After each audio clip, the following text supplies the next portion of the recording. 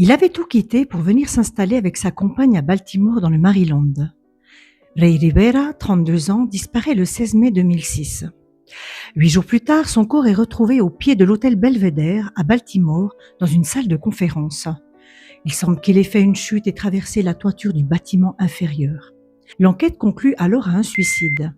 Mais des années plus tard, sa mort reste un mystère et alimente encore toutes sortes de spéculations. Ray Rivera naît le 10 juin 1973 dans une famille d'origine latino-américaine. Au moment de sa disparition, accompagné de sa femme Allison, ils viennent de quitter la Californie pour la ville de Baltimore.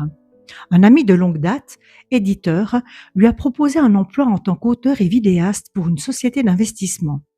Et ça tombe bien, Ray possède toutes les compétences requises et de surcroît la motivation. Le couple s'installe donc dans une maison coquette et tout se passe plutôt bien, jusqu'à ce jour où leur vie bascule. Le 16 mai 2006, alors que son épouse est à l'étranger pour des raisons professionnelles, Ray reçoit chez lui un curieux appel téléphonique du siège de la société pour laquelle il vient d'être embauché. Il prend un ton surpris, puis quitte précipitamment sa villa. Ces faits sont rapportés aux enquêteurs par une colocataire qui résidait à l'époque chez les Rivera. Les heures puis les jours passent et Ray semble s'être volatilisé. Au bout de quelques jours, grâce à la localisation, son véhicule est retrouvé sur un parking près du lieu de son travail. Mais toujours aucune trace du jeune homme. Parmi ses collègues, certains se retrouvent au sommet d'un parking lorsqu'ils aperçoivent soudain un trou sur le toit d'un petit bâtiment rattaché à l'hôtel Belvedere voisin.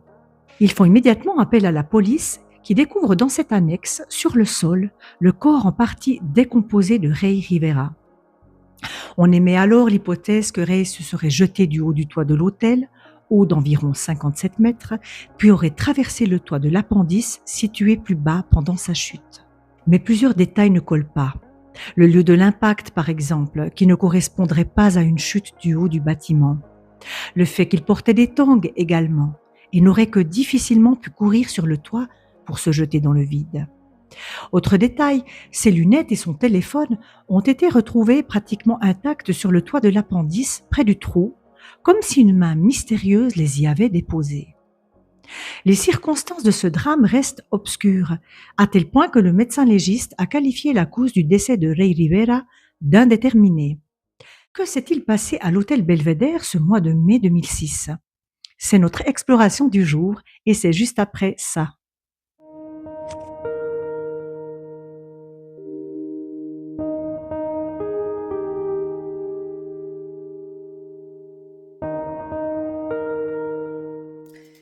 Voilà, donc nous allons explorer maintenant la tragique histoire de Ray Rivera. Arrivé le 24 mai 2006, on a retrouvé donc son corps. Eh bien, je vais commencer par le tarot gitan. Le tarot gitano, je vais tirer 3 cartes. On va mélanger. Voilà. Dites-moi comment vous allez dans les commentaires, si vous êtes en vacances. Faites-moi un peu envie parce que moi, je suis en plein déménagement et je ne partirai pas en vacances cet été. Voilà. Alors, ceci dit, Ray Rivera, c'est quand même très étrange, hein, cette histoire. Ray Rivera. Ray Rivera.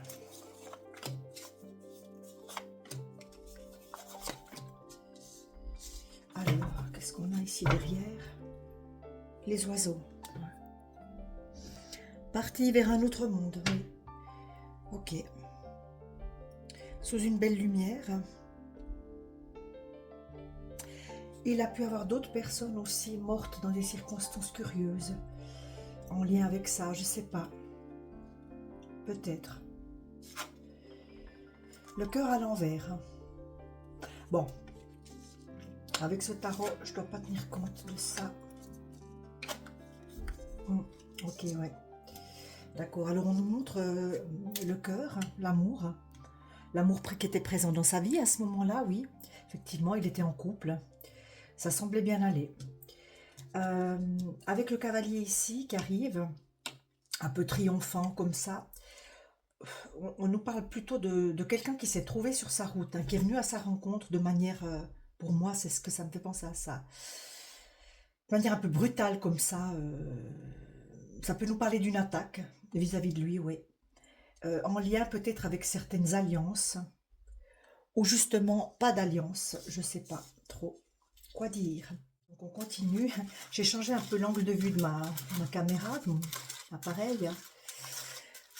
Je me demandais si c'était pas mieux comme ça. Donc, Alex Rivera, l'hôtel du Belvédère à Baltimore, en mai 2006.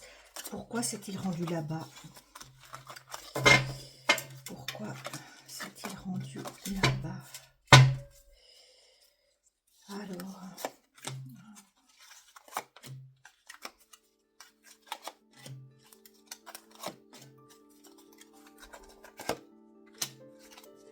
je vais y aller avec deux lignes. Voilà. Ok, bon, on y va. Alors, c'est parti. Ray Rivera.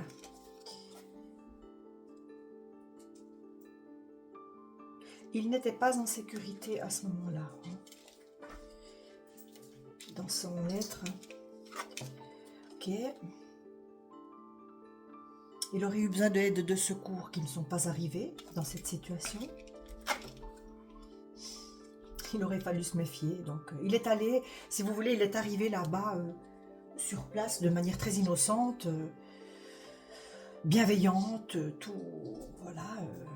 On l'a attiré certainement pour quelque chose, mais lui, il allait vraiment, voilà, sans aucune méfiance. Et c'est dommage. Richesse, progression, réussite. Il est probable qu'il nuisait, peut-être pas de manière consciente, à la progression, à la richesse d'une personne. Secret, ombre, occulte. Un secret qui n'a toujours pas été révélé. Oui, donc il y a bien quelque chose, il y a bien quelque chose de pas très net là derrière. Hein. C'est pas un accident ou Dieu sait quoi. Jalousie, convoitise, sournoiserie. Ouais. Il y a eu lutte et une annonce, une nouvelle à l'envers. Ouais. La mauvaise nouvelle. Bon, écoutez, pour moi, on l'a attiré dans cette situation. Pour moi, quelqu'un qu'il connaissait, avec qui il était en contact. Mais il y a une histoire là derrière de lui faire du tort par jalousie. Jalousie amoureuse, jalousie professionnelle, je ne sais pas encore, mais ouais, on lui a fait du tort, hein, clairement, ouais. Ok, bon, qu'est-ce qu'on a ici? Allez, Ray Rivera. Ray Rivera, qu'est-ce qui s'est passé? Et là aussi, j'ai la chute, hein, j'ai aussi la chute. Est-ce que vous voyez les cartes? Oui, vous voyez les cartes.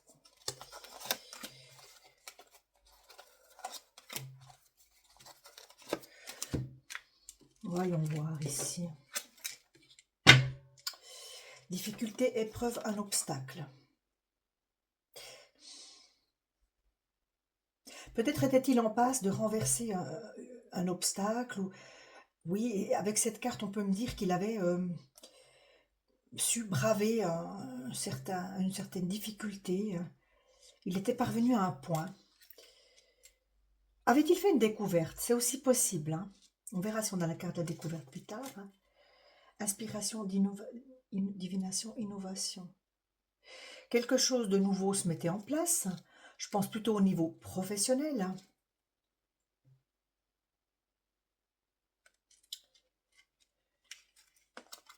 Ouais. La chute, la mort, la précipitation. Son manque de méfiance a malheureusement, une fois de plus dans ces histoires, c'est souvent le cas, a provoqué sa chute. Mais à mon avis, il était vraiment loin, mais à des milliers de lieues, de se douter que cette personne, pour moi qu'il connaissait, lui ferait du mal. Hein. Il ne pouvait pas se méfier tellement il y avait de faux semblants, de... Ouais, pour moi c'est ça, hein. De duperie, de... Acceptation, oui. Autorisation, richesse, progression, réussite. Deux mains renversées. Peut-être refusait-il de faire quelque chose ou pour cette personne-là. Hein.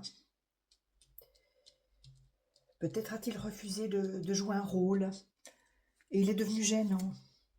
Réseau, collaborateur, oui. C'est en lien avec son activité. Hop là, j'arrive pas. Ouais. C'est en lien avec son activité professionnelle. Hein. Il y a quelque chose à creuser. D'ailleurs, dans la série télévisée que vous pouvez retrouver sur Netflix, hein, Unsolved Mysteries, il y a un épisode qui est dédié à cette affaire et on nous dit bien que ses collègues n'ont pas voulu participer à l'enquête. Hein. Ils ont même refusé de parler. C'est pour ça que c'est vite passé sous un suicide. Allez hop, on n'en parle plus et puis c'est prêt terminé. Mais c'est pas un suicide. Je peux vous dire que d'après ce que je vois là, c'est pas une mort. Oui. On a la ruse ici, hein, un plan qui a été monté contre lui par jalousie, convoitise, sournoiserie. Alors peut-être plus. Alors il a été dit aussi qu'il avait peut-être découvert quelque chose qu'elle n'est pas dans le sens de la personne qui lui a fait du mal. Moi, je pense que c'est simplement lui qui gênait quelqu'un. Il y a une histoire de jalousie, vraiment. De quelqu'un qui convoite ce qu'il a. Donc peut-être une certaine liberté professionnelle. Il était vidéaste, je crois, à son compte. Peut-être c'est sa vie de couple qu'on lui convoitait. Et c'est quelque chose qui est allé mûrissant au fil du temps, vous voyez, avec intelligence, quelque chose qui a couvé comme ça. Ouais. Je vois pas non plus de double vie de sa part à lui ici. Non, pas. Ça sort pas tellement comme ça. Ange gardien, au-delà, ancêtre, illusion, influence, pression. On lui faisait pression, voilà, ça c'est sûr. On lui faisait pression, avec cette carte ici. Quelqu'un avait le dessus, mais c'était pas lui apparemment. Lui, c'est le signe. Il y a quelqu'un qui a le dessus sur lui dans sa vie professionnelle, qui l'influence, on obéit un peu au doigt et à l'œil, vous voyez. C'était un petit peu je ne veux pas dire le larbin de service, mais ça va un peu dans ce sens-là. Il y a quelqu'un qui a de l'ascendant sur lui. Et pour moi, cette personne qui a de l'ascendant sur lui, c'est elle qui s'en est pris à lui. Alors, je ne dirais pas plus qu'il l'a renversé. On a de nouveau cette notion de chute, d'ancêtre, d'au-delà, ben oui.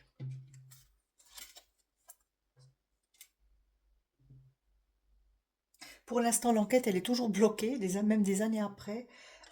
On n'a pas de... Il y a toujours un refus, hein. Il y a toujours un refus, soit de parler, soit de se confesser, et l'annonce, la bonne nouvelle n'arrive pas. Hein. C'est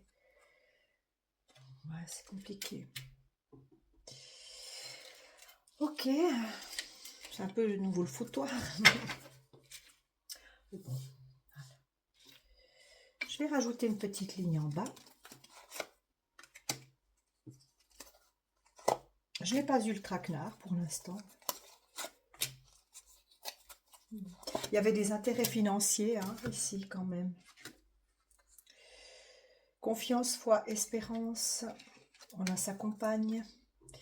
Volonté, force, détermination, qui est résolue, qui ne lâche pas l'affaire, hein, qui veut vraiment connaître la vérité, ce qui est un peu normal. Hein. Est-ce que vous voyez toutes les cartes? Oui. Ici, j'ai perfection, apogée, transcendance. Cette dernière ligne, elle est consacrée à son ex-compagne. Courage, témérité, vaillance. On a bien un homme ici. Un homme qui n'a pas été... Un homme qui est toujours vivant, hein, qui vit avec ça. Ouais. Ok, qui est désigné là. Ouais, bon. Je vais encore recouvrir.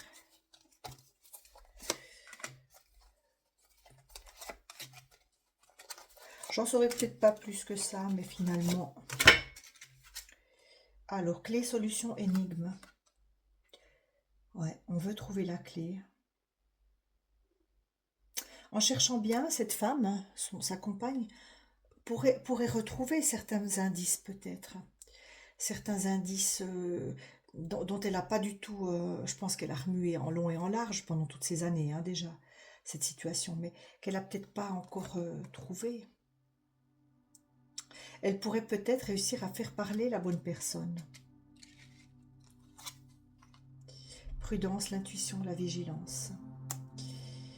Un manque d'intuition est aller contre la force et la détermination de quelqu'un à vouloir faire du mal. On peut aussi avoir les enquêteurs, ici l'enquête qui continue quand même. Mais par manque d'intuition, c'est compliqué. Il faut des preuves. Dans ce genre d'affaires, il faut des preuves. Bien-être, plénitude, réconfort. Pour moi, et pour moi, on a la famille de Rey Rivera qui a reconstruit, qui a refait sa vie, et peut-être aussi qu'il est en paix là où il est. Cadeau, magie inattendue d'un homme.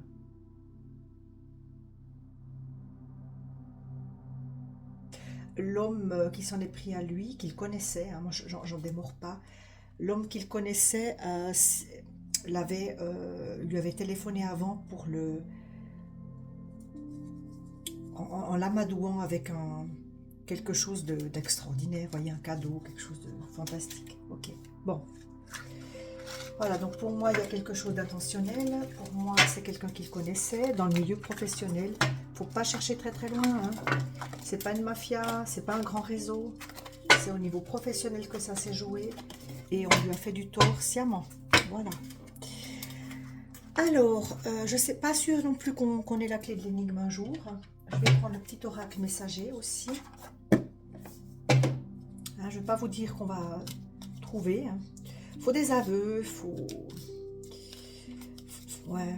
des confessions, faut des dénonciations anonymes parfois aussi.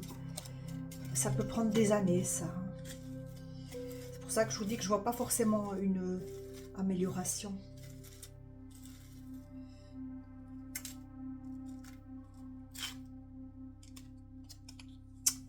La paix. Il ne sert plus à rien de lutter, tu dois maintenant vivre en harmonie avec tout ce qui t'entoure pour trouver la paix. Tu dois peut-être tourner le dos à une situation ou à quelqu'un. Et oui, comme je dis, si on le savait à l'avance, il serait parti de là. Il était dans une guêpière, là, dans un, comment on appelle ça? Un nid de guêpe. Il s'était mis dans un nid de guêpe dans cette situation. Ils avaient tout quitté pour déménager, mais en faisant ça...